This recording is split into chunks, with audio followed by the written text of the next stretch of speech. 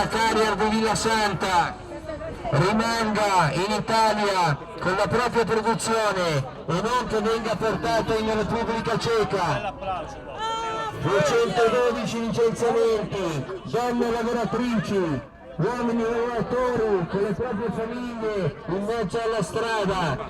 Fermiamo questa follia italiana, chiediamo alle istituzioni di intervenire affinché la multinazionale Carrier di Villasanta rimanga con la propria produzione in Italia, nel sito di Villasanta, in Lombardia. Viva il lavoro italiano, viva le lavoratrici e i lavoratori italiani, viva la dignità e lo stipendio italiano. Chiediamo alle istituzioni di fermare questa follia in una situazione già drammatica.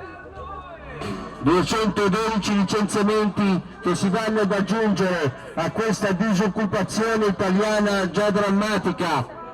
Fermiamo questa follia, lavoro, lavoro, lavoro, lavoro, lavoro.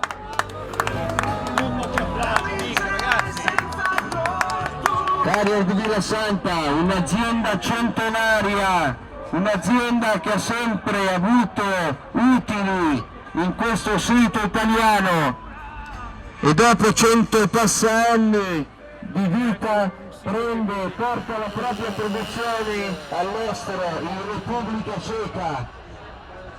Chiediamo alle istituzioni di intervenire e fermare questa follia, di abbassare le tasse, il cuneo fiscale affinché le multinazionali e gli imprenditori rimangano con le proprie aziende in Italia.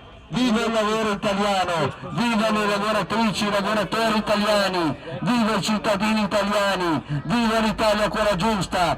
Fermiamo questa follia. Lavoro, lavoro, lavoro, lavoro, lavoro, lavoro.